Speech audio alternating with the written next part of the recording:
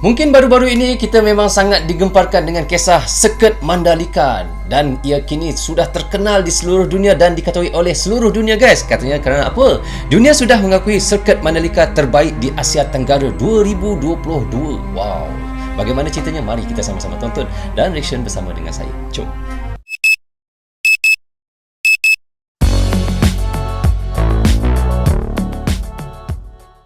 Hai guys, Assalamualaikum. Apa khabar semua? Berjumpa lagi kita di dalam Brozul Channel guys. Apa khabar anda orang Indonesia, orang Malaysia, orang Brunei, orang Singapura dan di seluruh dunia? Apa khabar anda semua?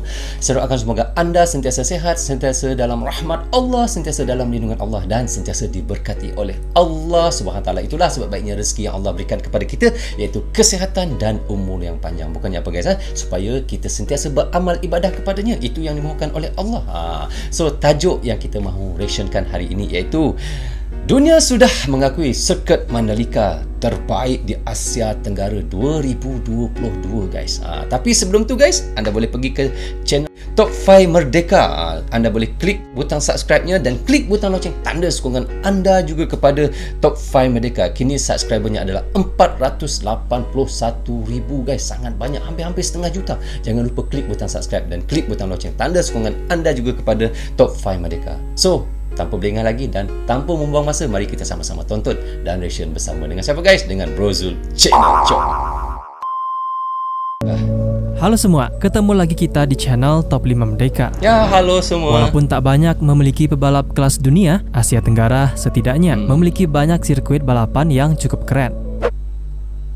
Ya guys, memang kita tahu di Asia Tenggara banyak mempunyai iaitu sirkuit-sirkuit yang terkenal sepertinya salah satunya Sepang di Kuala Lumpur dan terbaru ini iaitu Sirkuit Mandalika. Wow, memang sangat keren guys. Kalau Indonesia sudah mempunyai Sirkuit Mandalika sendiri ataupun sirkuit iaitu tempat pembalap-pembalap dunia untuk berlumba. Tak hanya keren, beberapa trek balap ini sudah bertaraf internasional dan sudah menjadi langganan berbagai event bergengsi, sebut saja MotoGP, Formula 1 dan masih banyak lagi. Ya.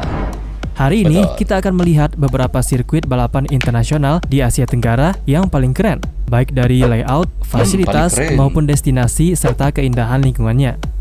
Ini Sebelum kita mulai, perlu admin ingatkan bahwa video ini murni pendapat pribadi dan urutan atau ranking tidak menentukan apa-apa. Ya, betul guys, kerana ini adalah pendapat peribadi daripada admin tidak ada pendapat daripada siapa-siapa. Maksudnya dia sendiri yang menilai perkara itu, bukannya daripada global ataupun daripada mana-mana lah. So kita sambung je. Jom kita sambung guys, jom. Okey, inilah 5 sirkuit balapan internasional paling keren di Asia Tenggara versi Top 5 Merdeka. Paling keren. Tak sabar guys nak tengok. Sebab saya baru tonton guys, bila saya reaction bersama dengan anda, saya tak tonton dulu baru saya reaction. So inilah saya baru nak tonton bersama. Pertama ada Hanoi Street Circuit. Hanoi Street. Hanoi Street Circuit. Kalau dilihat sirkuit yang berasal dari negeri Naga Biru ini memang cukup keren. Berlokasi di distrik Nam Tuliem, kota Hanoi, sesuai namanya, Vietnam Hanoi Street Circuit dibangun dengan mengambil sedikit jalanan umum yang sudah ada sekitar 2%. Betul. Selesai dibangun pada bulan Februari tahun 2020, sirkuit ini direncanakan untuk menjadi tuan rumah Grand Prix Vietnam, kejuaraan. Guys, sangat luar biasa guys. Sirkuit dia masuk ke jalan umum Maksudnya kalau di Kuala Lumpur tu dia ambil sedikit jalan umum untuk separuh daripada sirkuitnya. Wow, bermakna kalau toko-toko yang ada di tepi sirkuit tu ataupun mall-mall yang ada tepi sirkuit tu, memang kalau time ada waktu perlumbaan terpaksa ditutup sekejap lah jalannya untuk satu hari. Wow. Dunia Formula 1 pada tahun yang sama, sayang dibatalkan karena pandemi COVID-19. Tahun 2021 pun sebenarnya kembali dimasukkan ke kalender balapan Formula 1, namun lagi-lagi dibatalkan. Kali ini disebabkan karena penangkapan atas tuduhan korupsi seorang pejabat kunci. Hanoi Street Circuit didesain oleh seorang desainer sirkuit. Sayangnya guys, terpaksa dibatalkan dahulu sebab ada korupsi guys. Itulah saya kata, bila ada korupsi di dalam negara, memusnahkan segala pembangunan negara, memusnahkan segala kewangan negara. Memang sangat bahaya kalau ada korupsi dalam negara. Asal Jerman, Hermann Tilke, yang memang telah banyak merancang sirkuit balap Formula 1. Dia yang mencipta desain dia. Sirkuit ini memiliki 23 tikungan dan memiliki panjang total 5,613 km. Hanoi Street Circuit juga memiliki salah satu trek lurus terpanjang dengan panjang 1,5 km. Trek yang dibuat khusus ini mengambil inspirasi dari beberapa sirkuit yang sudah ada, seperti sirkuit de Monaco di Monaco, sirkuit Suzuka di Jepang, dan GP Track Nürburgring di Jerman. Gila guys, dia adalah antara trek yang terpanjang yang Berikutnya lurus. ada Cheng International Circuit atau mungkin kamu lebih kenal dengan nama Sirkuit Internasional Buriram. Sirkuit yang satu ini mulai dikenal ketika pada tahun 2018 Thailand untuk pertama kalinya menjadi tuan rumah ajang MotoGP, yang mana pada saat itu sirkuit Buriram langsung dikontrak Dorna Sport selama 3 tahun sampai tahun 2020. Namun sayang, pada tahun 2020 terpaksa dibatalkan karena pandemi COVID-19 hingga tahun 2021. Sirkuit kebanggaan.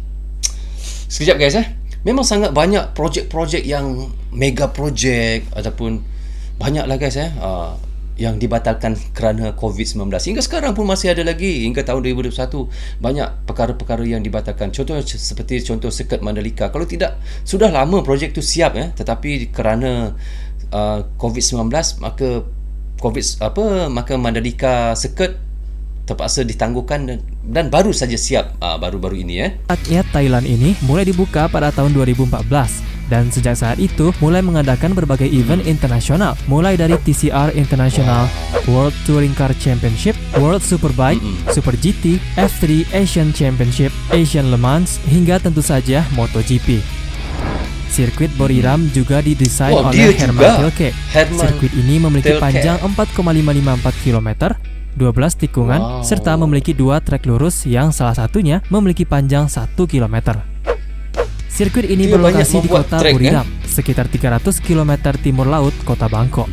Untuk ajang MotoGP baik tahun 2018 atau 2019 dimenangkan oleh rider yang sama, yaitu pebalap asal Spanyol Marc Marquez. Oh ya, pembangunan sirkuit ini tergolong sangat cepat, dimulai dengan pemecahan tanah pada 2 Maret tahun 2013 dan selesai pada September tahun 2014. Cepat guys Kira 2 tahun saja.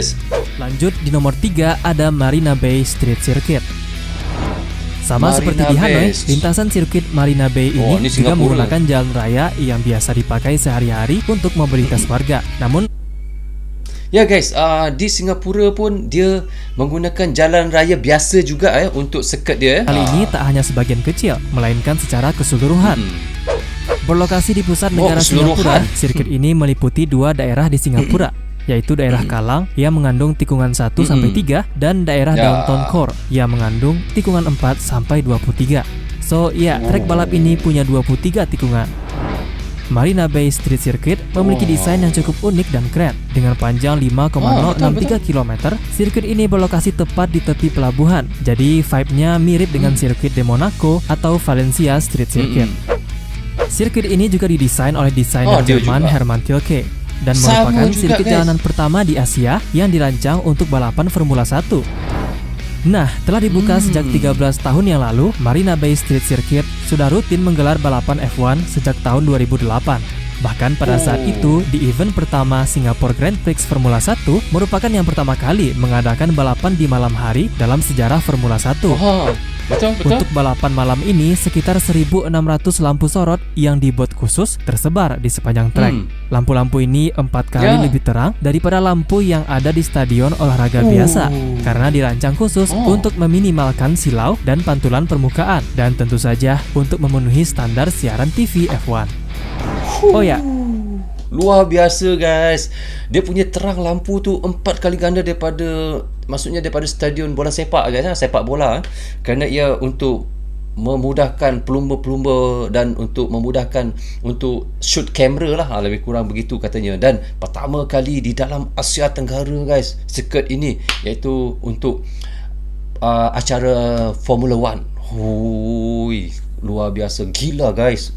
Memang Singapura ni orang kata negara yang sangat canggih Jalan raya biasa sudah sehebat trek lomba kereta dan boleh digunakan untuk F1 ataupun GP. Bayangkan tak hanya Formula 1 tahun 2008 sampai 2019, Marina Bay Street Circuit juga digunakan untuk beberapa event besar lainnya seperti Porsche Carrera Cup Asia, Ferrari Challenge Asia Pacific, GP2 Series dan TCR International Series.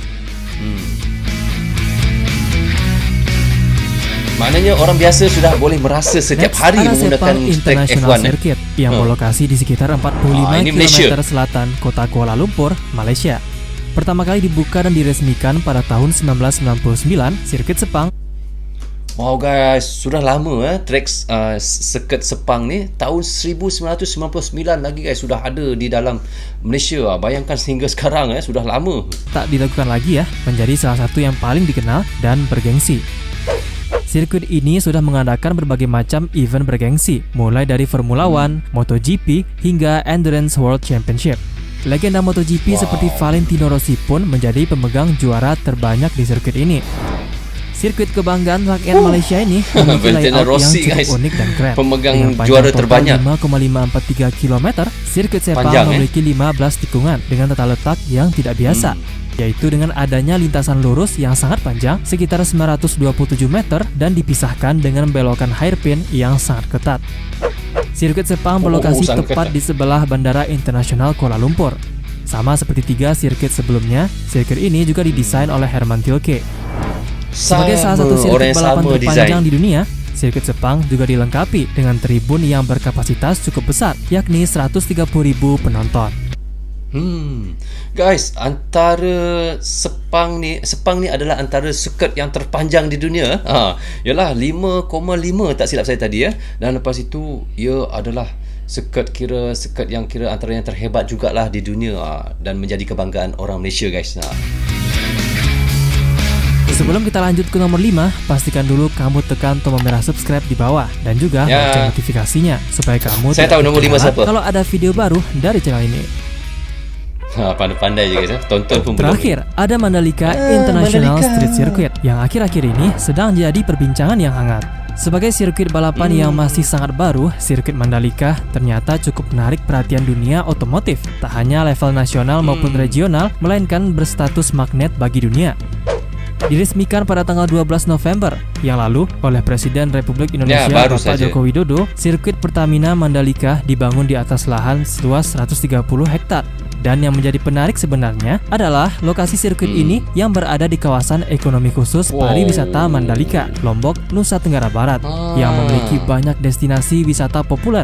Sehingga tak hanya dilengkapi Cantik banyak fasilitas dan Lombok, hotel-hotel berbintang, posisi sirkuit Mandalika diapit oleh perbukitan yang indah dan yang paling menarik perhatian adalah adanya pantai-pantai yang dapat memanjakan mata penonton, bahkan saat menonton balapan yang tengah berlangsung. Sirkuit Mandalika memiliki panjang 4,310 km dengan 17 tikungan, di mana 11 tikungan ke arah kanan dan 6 ke arah kiri. Sirkuit Mandalika memiliki paddock area yang sanggup menaungi 40 garasi, grandstand seating yang berkapasitas lebih dari 50.000 tempat duduk, dan non-seated area atau tribun berdiri yang sanggup menampung 138.000 orang. Selain itu, sirkuit Mandalika juga dibangun dengan berbagai teknologi terbaru. Salah satunya adalah pada aspal yang digunakan, yakni aspal berjenis stone mastic aspal yang lebih kasar dan diharapkan akan memperkuat cengkeraman ban. Konsep street circuit atau sirkuit jalanan pada sirkuit Mandalika sedikit berbeda nih dengan sirkuit Marina Bay Singapura atau Hanoi Vietnam yang menggunakan jalanan umum sebagai trek balapan. Pada sirkuit Mandalika, konsep street circuit memiliki maksud pada saat tidak ada balapan, sirkuit ini menjadi tempat wisata di mana masyarakat umum bisa menggunakan sebagian trek untuk berbagai aktivitas seperti jogging, tentunya di luar trek utama. Oh ya, saat video ini dibuat, sirkuit internasional Mandalika sedang memberlangsungkan beberapa event, yakni Asia Talent Cup, Superbike World Championship, dan selain itu tentu saja MotoGP di tahun 2022 nanti. Wow. Hei, kita tak boleh nafikan guys, memang Indonesia sangat hebat. Jadi itulah dia. Wow guys, so kita dah tonton tadi bagaimana katanya di sini 5 sirkuit yang antara yang terhebat di Asia Tenggara. So memang kita tidak nafikan guys. Indonesia adalah salah satu juga membuat track ataupun sirkuit Mandalika yang sangat hebat guys. Kenapa saya kata hebat? Kerana mana ada trek di dalam dunia ni di tepi pantai yang boleh tempat untuk berwisata dan di tepi-tepinya boleh untuk orang jogging juga sekali. Tak ada lagi guys. Indonesia yang pertama membuat. Kerana apa sambil orang menonton perlumbaan GP ke F1 ke kita boleh dihidangkan dengan pemandangan laut yang indah, yang sangat jernih. Itulah kehebatan Seket Mandalika yang tiada di seket-seket di negara-negara yang lain. Dan tidak lupa juga kepada iaitu Seket Sepang guys. Negara saya kena puji guys, negara saya juga.